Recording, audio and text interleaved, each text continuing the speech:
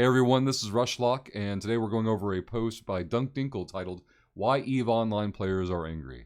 We'll put a link to the article directly in the description down below the video, but until then, let's go over it. The last couple of months of 2021 have seen a lot of anger and energy in EVE Online from players over the direction of the game. It is easy for frustration to turn into rants, which rarely help the situation, and tend to cloud the discussion. Also, players who support and defend CCP's decisions often attempt to isolate changes and glaze over the big picture trends.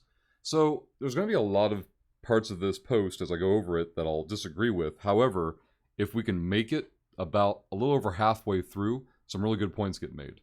But I thought this first one was very interesting, where it's like you can see things my way, or you don't see the big picture. And that's going to become relevant later in the post. Also, keep in mind, this is just me interpreting someone's written form of narrative. And I could easily misinterpret somebody's intended message or inspiration for a position or a viewpoint, so keep that in mind as we go forward.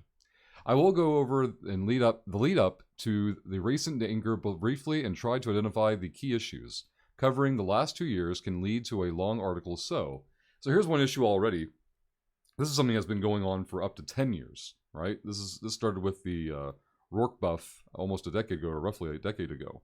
But Dunk's TLDR here is CCP is no longer the janitor of New Eden, and is now the angry coach telling players they aren't doing it right, and making them run extra laps. I actually like this analogy a lot, because it effectively communicates Dunk's view of the situation. And whether or not I agree with like how applicable it is, I do like the analogy a lot.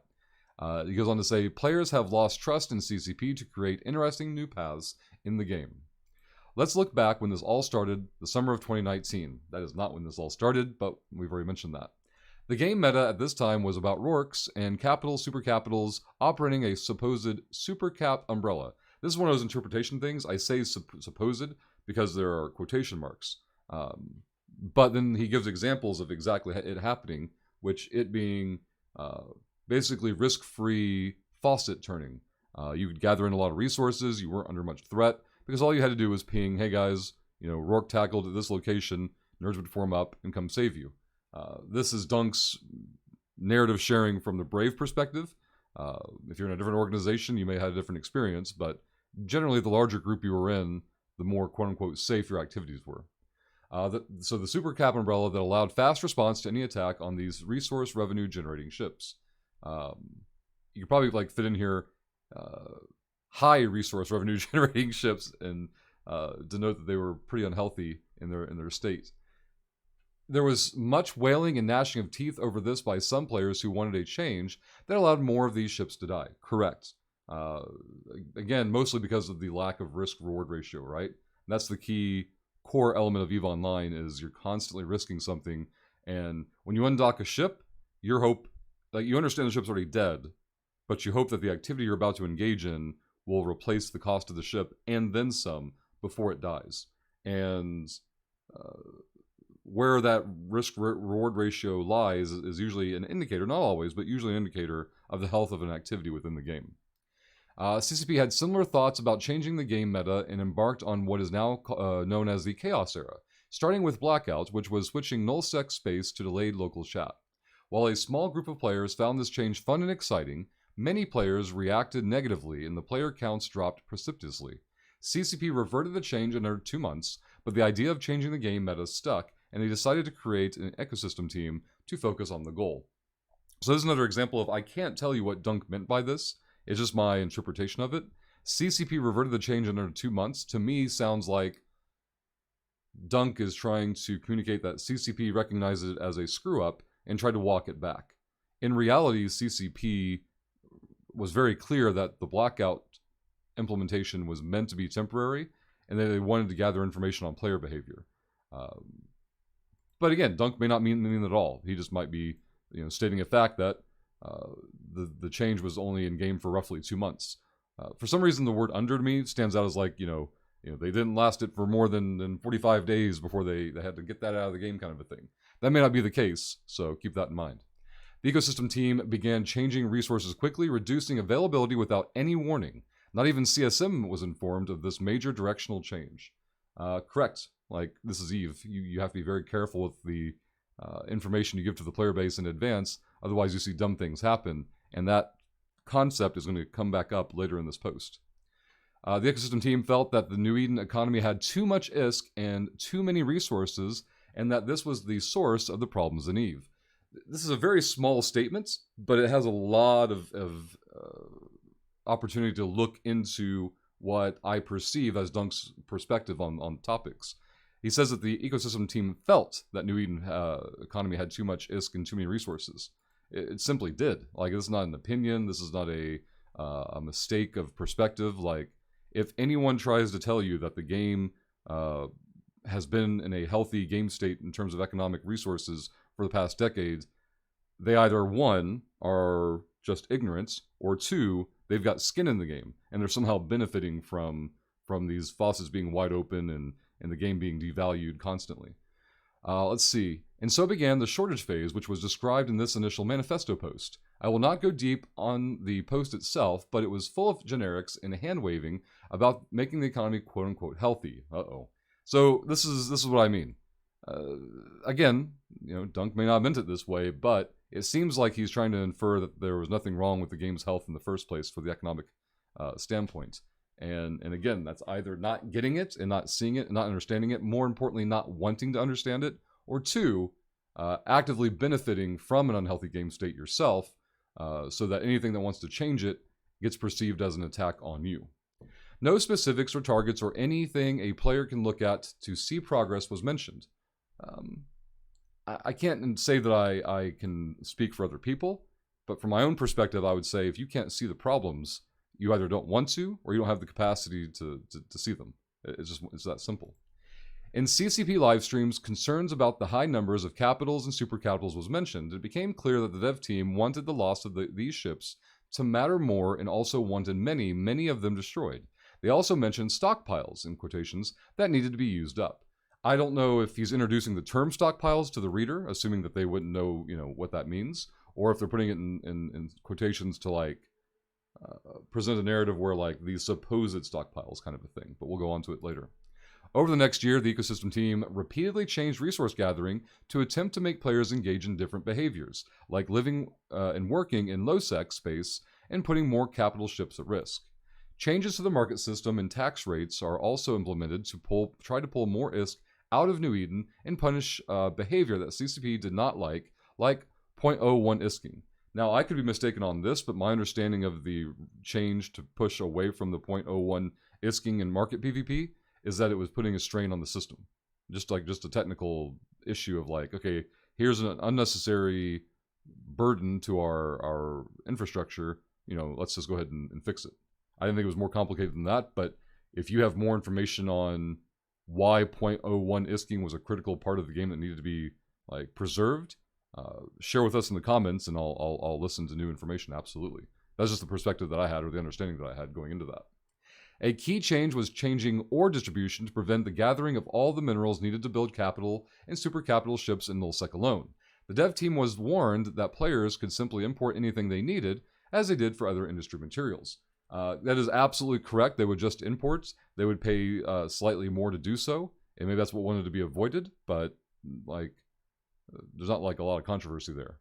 Many players were frustrated with these continued changes as their time in the game putting in effort was rewarded with less reward. Their playing time was being devalued by the developers. This was tremendously discouraging as there was no end or goal in sight. So most of this is absolutely correct from the player perspective, right? You log in, you're making 100, 200, 500 mil ISK an hour in resources. I wouldn't say you're making an effort. Let's calm that down a little bit. And then the next day you log in and you're making less. And the next day you're logging in, you're making even less than that. And the day after that, you're making even less again. It's going to be very demoralizing, right? Especially if you only have the capacity to think in terms of those days. Or worse, you've been doing this for years and years and years and years and years, and all of a sudden you're making far less and you don't know why, right? You're like, why is this happening? What is the benefit of this? And your average user, and this is just a people thing, don't have the capacity to think in large numbers or large perspective, zooming out and seeing a big picture, right?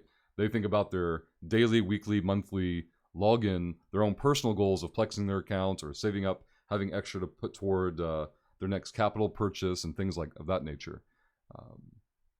This falls under like CCP, in my opinion, doing the right thing, but lacking the communication tools to explain it at a base enough level for your average user to understand the concept. World War B, Vietnam began in July of 2020, and industry went into overdrive to prepare with enormous amounts of capital and sub-capital ships being built, along with all the needed modules to fit them out. Despite the ecosystem changes, every group had what they needed by simply hauling in resources from Jito or Mar. They mentioned the importing earlier. With individual battles soaring into the trillions of ISK, lost for even single-day fights, like an attempted Keepstar anchoring, the industrial groups on both sides continue to easily produce capitals, hacks, and other needed war materials. So we can break down these two paragraphs real quick. He mentions the importing happens, that's correct. But he says, like, despite like these changes are being made and these new barriers being introduced, players are still able to accomplish what they're seeking out to accomplish. That's good. That's a success. That's not a failure. With this part about the trillions of ISK being lost in single-day fights, let's not pretend for a moment that anywhere in World War B, Vietnam, that anything of significance was lost. Okay, this was a year of conflicts, and I say this from the perspective of running a Twitch channel. Whenever something significant happens in EVE Online, even if it isn't news headline worthy, but especially when it is, in both those cases, there is a dramatic surge in people coming in from third-party websites wanting to find out, well, what's going on? What's this game about? What just happened? And they have questions. That almost never happened in the entire year of Vietnam conflict. It just didn't happen. And a lot of that's because of these trillions of ISK of ships lost didn't matter. No one cared. Because inflation in stockpiles had reached such a level that it made the losses trivial and irrelevant. During the war, CCP continued to try and drive player behavior with many significant changes like quantum cores and repeated changes to player structures, making them more time and ISK intensive to deploy and manage. There's a good reason for this. Proliferation. You've seen it with capitals, now you've seen it with structures. Structures were not released, or citadels were not released in a game state that was healthy to prevent proliferation. They wanted to make these new shiny carrots accessible to everyone so people would pursue them. Citadels came out before the PA purchase, which is interesting to me that this only goes back 2 years. I mentioned before, it goes back much longer than that with Rorks being over faucet tuned. But the Pearl Abyss purchase of CCP also plays a huge role in this. For years and years, CCP couldn't make changes like this to the faucets because they would anger people who only played EVE to grind ISK. And CCP, for, I guess, a over-dramatic description, were held hostage by these subscription numbers, and it wasn't until they had been purchased by PA that the reins had been loosened and be like, all right, now we can actually make changes and be authorized to make changes that are more attuned to making the game's longevity possible versus just how much can we squeeze out of people in the next 30, 60, 90 days. Also, and Dunk goes on to this later in the post, that he's seen behind the curtain. He's been in rooms with developers before. He knows how quote unquote the sausage is made. Yet he seems to have no awareness that development teams have absolutely nothing to do with decision making for these types of changes. They get marching orders from producers. Producers get marching orders from the administrative or executive side of the company, who they decide goals we need to reach. I want to see new account acquisition, retention, and sales goals, and it's very much why you see sales promotions go out for CCP or EVE Online specifically, and the sales promotions are just outlandish, right? I think there's one on the launcher right now for like buy 3 months of game time and MCTs and get half off, and then you look closely at the deal and it's garbage, right? It's just absolute trash. But if you're a knowledgeable EVE player, you know that and you avoid it. And if you're an ignorant user, you go, oh man, half off sounds amazing. Click, click, click, click, click, and you swipe your card. But now I've gotten off on a tangent, so let's get back to the post. But yeah, this whole thing here, driving player behavior, makes it sound like it's nefarious, when it isn't. Like, CCP's job is to create a sandbox, turn players loose, and then, ideally, you want to nudge or corral players to behave within certain confines. The issue is you need to do it without them even noticing it. That's the trick. And that hasn't been successful for quite some time because the changes necessary have been dramatic. October of 2020 sees the introduction of ESS and Dynamic Bounty System, which again attempts to get players to use and engage in space the way that CCP intends. That's their job, yeah. Again, many players see this change as yet another attempt to get them to spend more time and get lower payback for their effort. If other changes to ratting hadn't occurred, this wouldn't really do anything other than be a conflict driver. But this extra effort also being applied at the same time as nerfs to ratting definitely bred this kind of perception for it. And that's a failure on CCP's part. Not the doing it, but the presentation of it. The presentation often is huge. Around New Year's of 2021, the two battles of M2 Tech XFE killed the greatest number of super capitals the game had ever seen. And nobody cared. We mentioned this before, it was trivial. Yet, after half a year of Hell War, the industrial groups continued to simply replace destroyed ships with even more building, replenishing the war capability within weeks. It was clear at this point that the changes in ore and minerals alone had not stopped capital and super capital building. That was never the goal. The goal was to make it more effort or more resource intensive. It was never to stop it. This key design change has failed utterly after a year of shortage to meet the goals. So earlier in the post, Dunk mentions that no clear goals are stated, other than maybe like, hey, there's too many capitals in the game and we need to reduce that number. So maybe that's what he's referring to. But then he's inventing a goal, right? As a result, the ecosystem team decided to implement a significant change to industry. In short, the building of larger ships became much more complex in every sense. A wide new variety of components were needed, skills required were significantly increased, and the overall cost of the larger ships doubled or tripled easily. Correct. Industrial ships were given a month before these changes were implemented and began a furious effort to build even more capital and super capital ships than ever. So earlier, there's a complaint that CCP makes changes without giving people a heads up. And then here, we see what happens when CCP does give people a heads up. Once the industry changes went live, basically all capital and super capital production stopped. Correct. Now we've actually stopped capital production, right? Because players look at the materials I'm putting in had a certain value yesterday that they no longer have today, and the end product has less value. It's like for explorers, it would be the the Zwigma blueprints and ligature blueprints. You see these blueprints come out of sites, and then you look at the cost to build the module, and the material cost is higher than the cost or the price that the module sells for. So you hold the blueprint or you trash it or whatever you're going to do with it, because there are too many of those modules already in the market compared to the demand. And this is what you see here. The players, not CCP, the players chose to spike capital production to a level that greatly exceeded demand, and then the next day when the patch hit, all of a sudden the material cost has skyrocketed, and no one wants to pay those prices because the people who built the super capitals and capitals yesterday are trying to charge tomorrow's price for it. Let's see, these ships were available everywhere, and the build costs of the ships far exceeded the market value of the ships.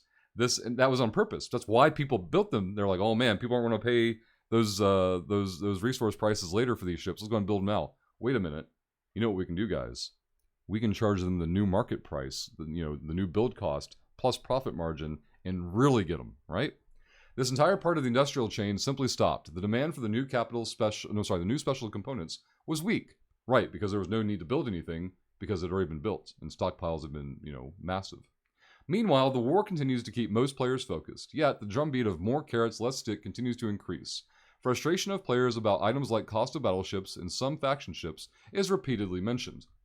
By July of 2021, the frustration is palpable, and the dev team rushes out a promise that the shortage phase or scarcity phase will end by the end of the year 2021. This is done to calm the player base and pause the growing outrage. True, that's absolutely true. This one here, yes. This one up here about the carrots and sticks, so players are mad about battleship and faction ship prices. They wouldn't have been if they were, using their usual crab stance, right? If they were back there farming and mindlessly earning tons and tons and tons of resources, they wouldn't have cared. But now they had something else competing for their time, which was the war, and so they have less time to crab, which is farming, and because of that time differential, that time resource being gobbled up, they got mad at how much it cost, to do things in game, other things in game. At this point, we were about 18 months into the shortage phase, and there is no evidence of change in things like capital and super capital use. Yeah, nothing from the changes have got nerds to undock the ships more, right? Players did that with the war, and then whelped them, but replaced them to the point of them being trivial. If anything, the amount of these ships available for use is at a peak. Yes, never before seen in New Eden. Agreed. Hundreds of Titans are available on a moment's notice. Dreadnoughts are basically throwaway weapons. So the issue is this didn't happen only in the last 18 months. It certainly peaked. It certainly got worse. But it's not like the problem got invented during this whole development cycle. After 18 months of shortage, we have the exact opposite of what CCP was attempting to do with the ecosystem. That and a frustrated player base. So you have to remember that the players chose to create the stockpile, right? The big surge in production right before a patch hit. Was there any reasonable expectation that players wouldn't do that? Of course not. Could CCP do anything about that? No. That's the sandbox, right? When you give the player base advance warning on changes, that's what they're going to do. Does that mean that CCP should have made the patch change without any notification? Probably not. The shitstorm that would have come after that probably would have outweighed the benefit of reducing the stockpile, because the stockpile will take care of itself over time. But overwhelming the user base probably wouldn't have had the desired effect, or wouldn't have been able to avoid the unintended or undesired effect of that type of approach. The war ends in early August 2021, and many of the combatants face the task of rebuilding and rearming. Without the constant fleets and fights, the player attention turns to the ecosystem team's work, and frustration grows. After so many months of shortage and so many quote-unquote sticks, many players are counting on a major change that in some ways feels like a carrot after almost 2 years of sticks. He did put sticks in quotations here, so maybe the whole interpretation that any word in quotations is disavowing its existence. That probably is just a misinterpretation on my part.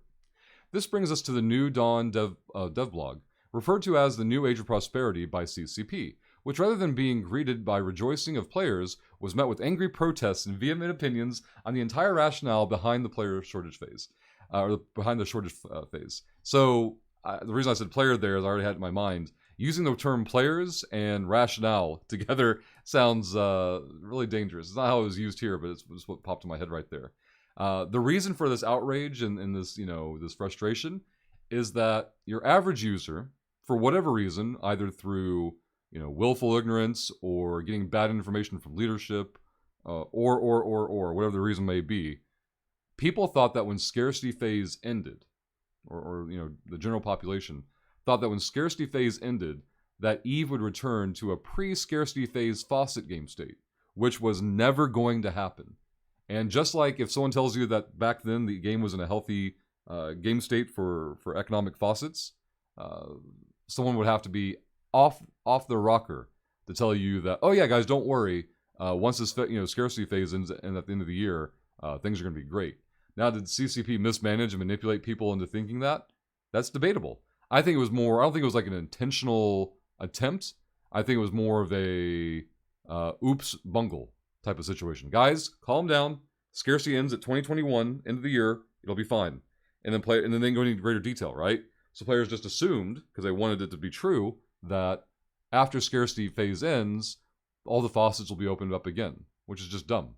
It's like, well, they increased the production resource requirements for a lot of things. Won't that be enough of a stopgap? No, it wasn't. Wasn't even close. The old faucets were the issue.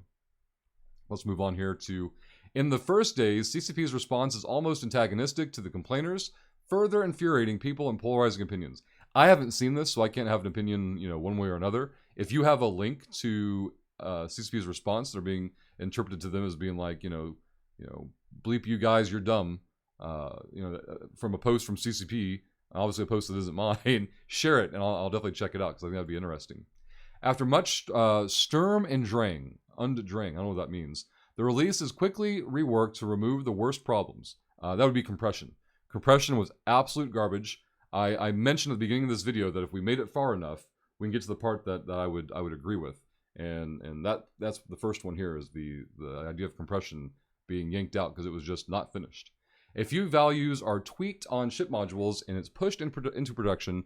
Thus, the New Dawn has begun. This all kind of insinuates that CCP just jammed in an unthought through update, even though the players didn't like it. and that it was still sloppy. And that's not really the case. It's just a reactionary take on something that you're upset about. Dunk wants to highlight here, after 2 years of shortage, sticks, nerfs, and frustration, what do players see as the result? Tanky exhumers. Is that a complaint? The capital and super capital numbers are at a maximum. That's from player behavior, and CCP deciding to give players a heads up on a change led to that situation. The space rich got richer over the last 2 years. Probably true. Isn't that like real life, though? If you pay attention and you don't choose to stick your head in the ground, you are more aware than other people of what's going on, and you can position yourself to benefit from it. Like, that doesn't seem very, very shocking. Joining a mega coalition is the optimal path to wealth.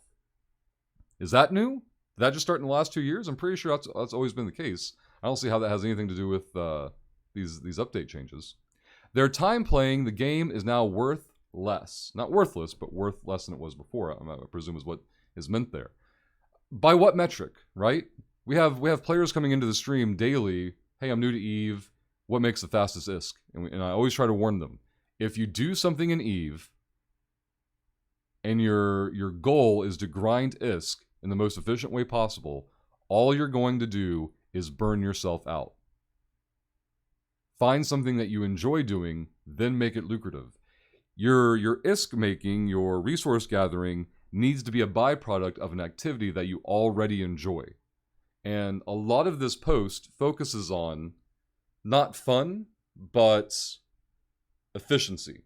And since efficiencies got damaged, therefore the game can no longer be fun.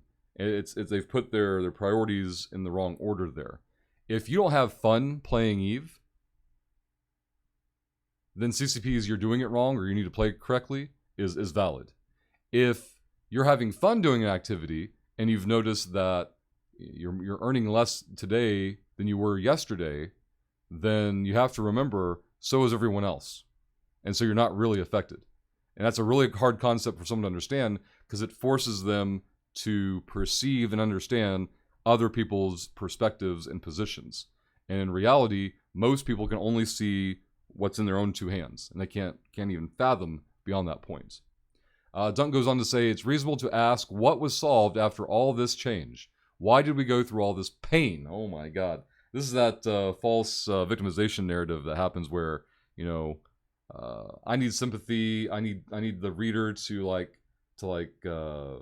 identify with my suffering and the trials and tribulations that I've gone through. It's YouTube video, so I can't get too profane in this, but, get over it. Like, you have not suffered pain through any of the last 2 years of EVE Online because of development changes.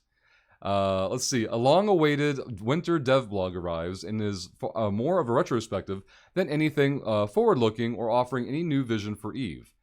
Some other streams have talked about this, and it's true. CCP no longer communicates their quote-unquote vision. And that's because it's changed so much and so rapidly, and like this is not a justification, it's an explanation.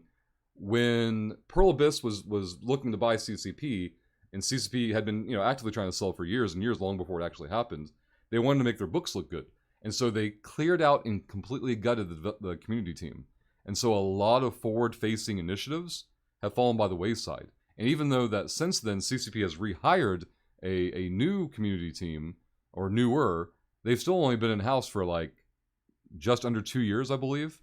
And when before it was, I believe, headed up by Guard, who'd been there for a decade, Guard's going to have the relationships and the inroads and the fast track to getting things done that this new community team simply doesn't have.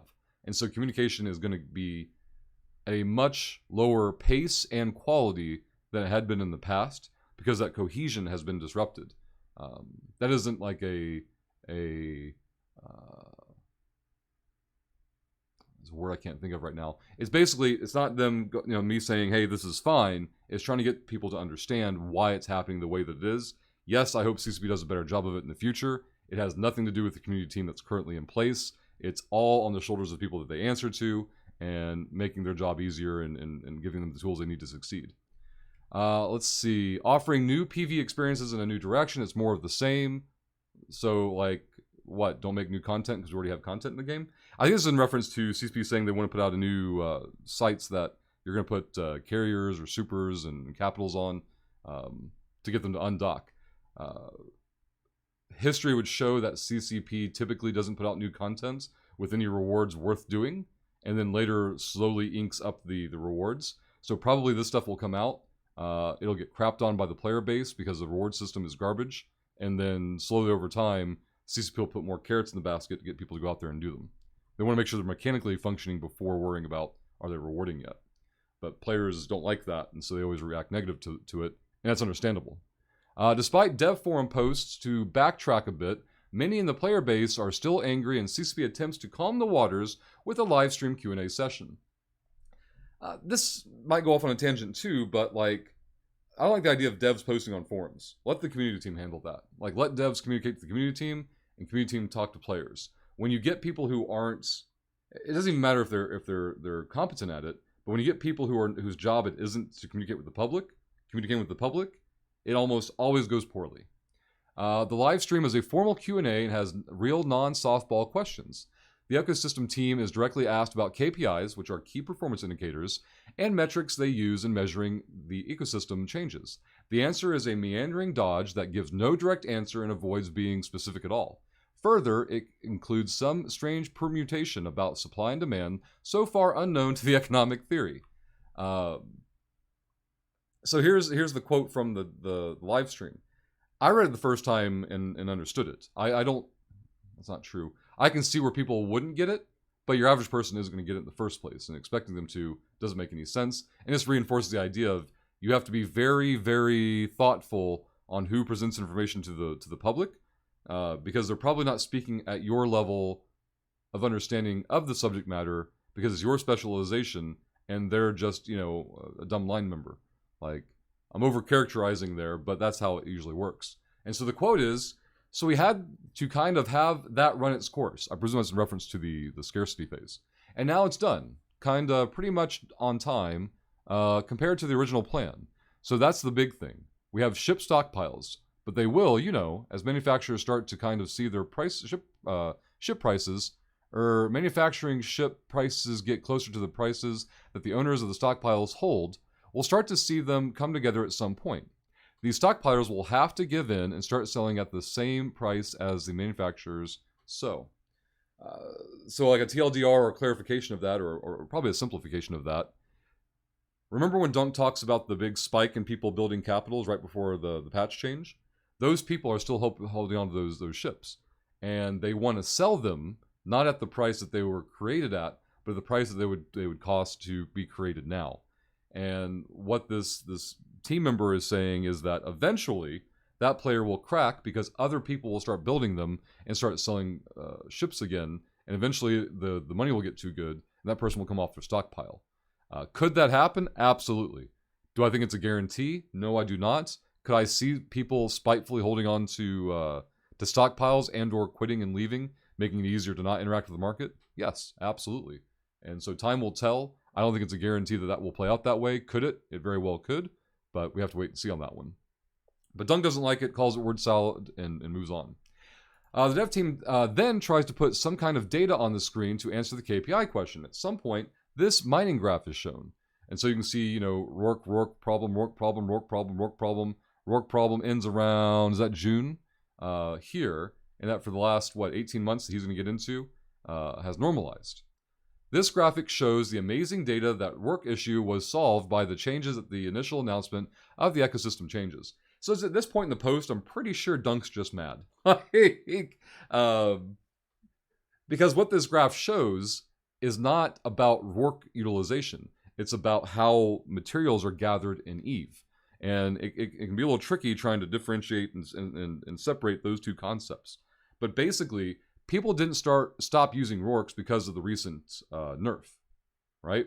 They stopped mining in Rourkes because mining became far less lucrative a year and a half ago when resources got crunched.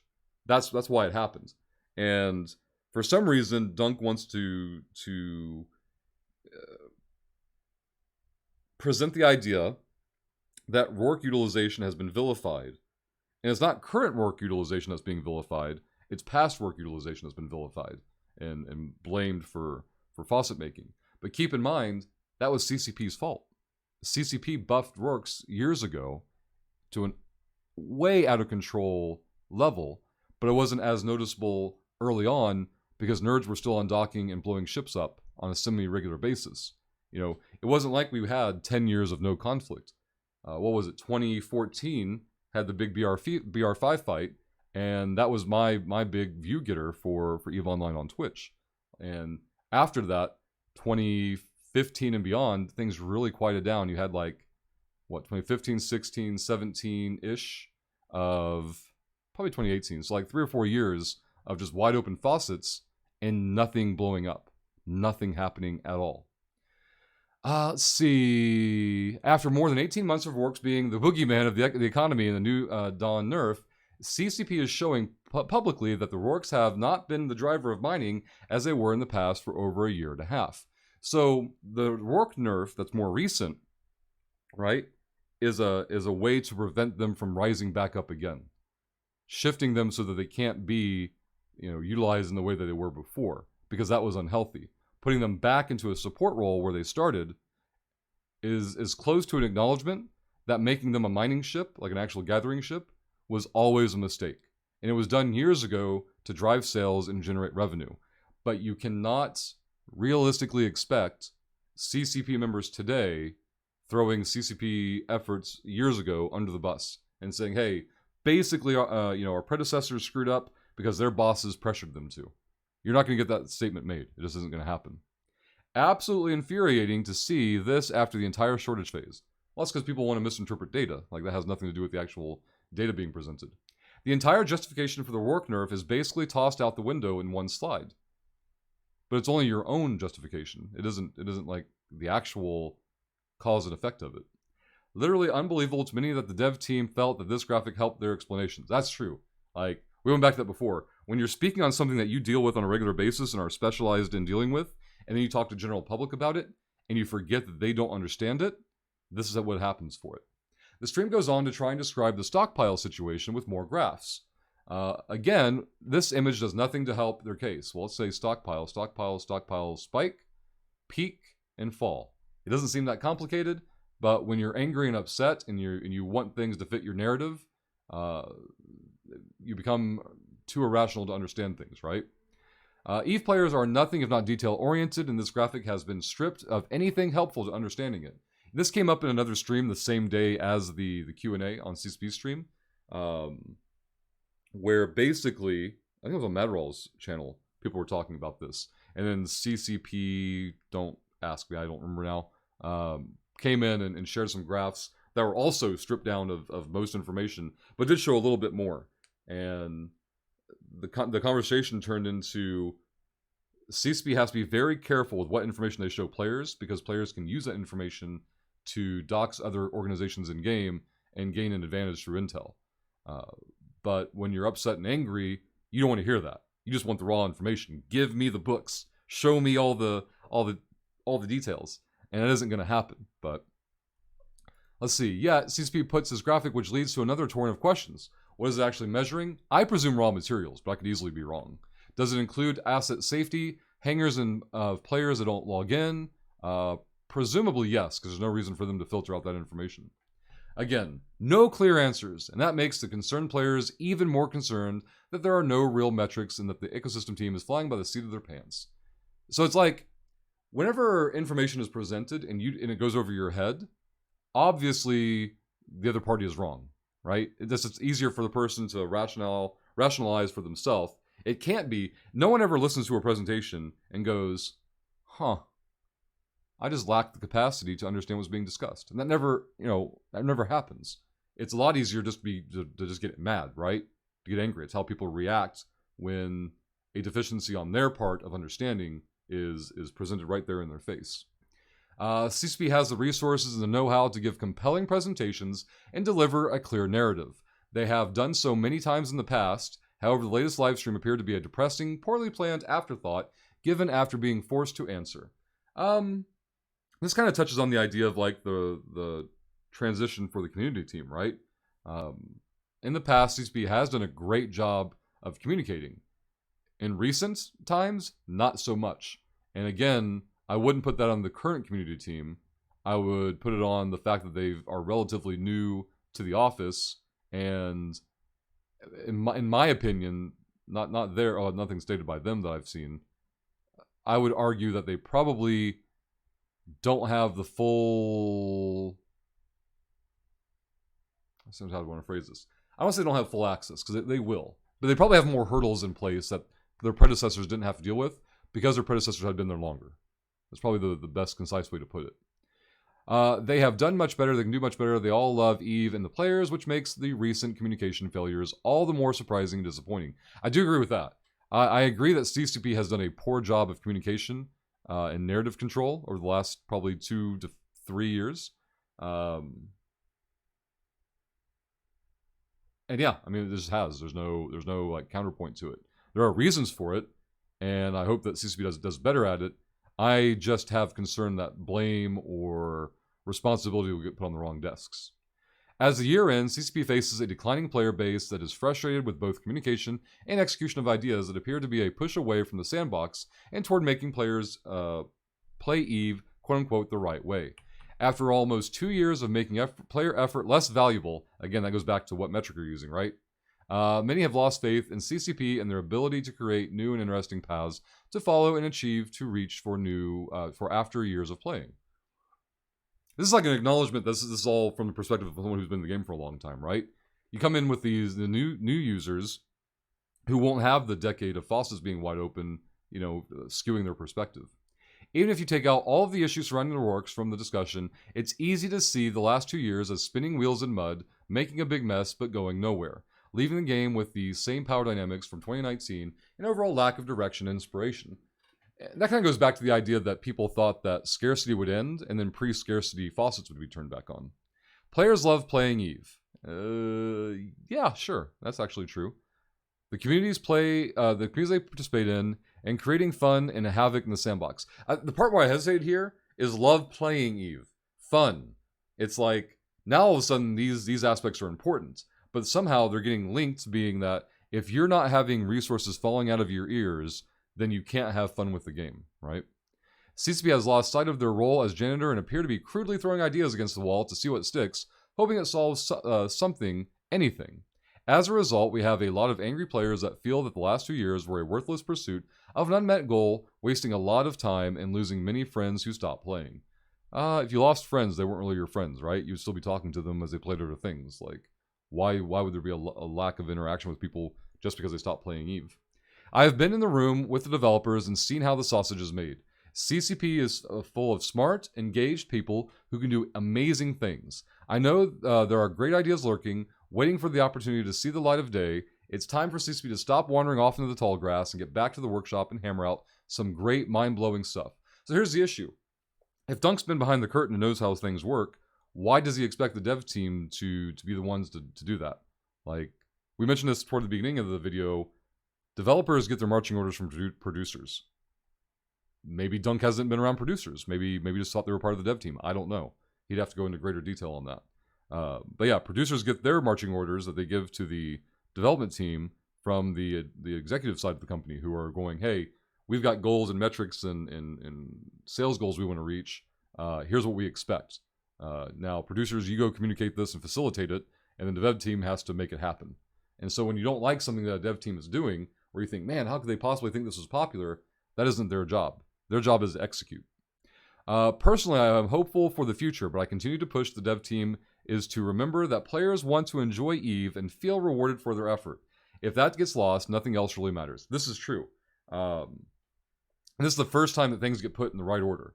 You have to have fun doing what you enjoy doing, and then you have to feel rewarded.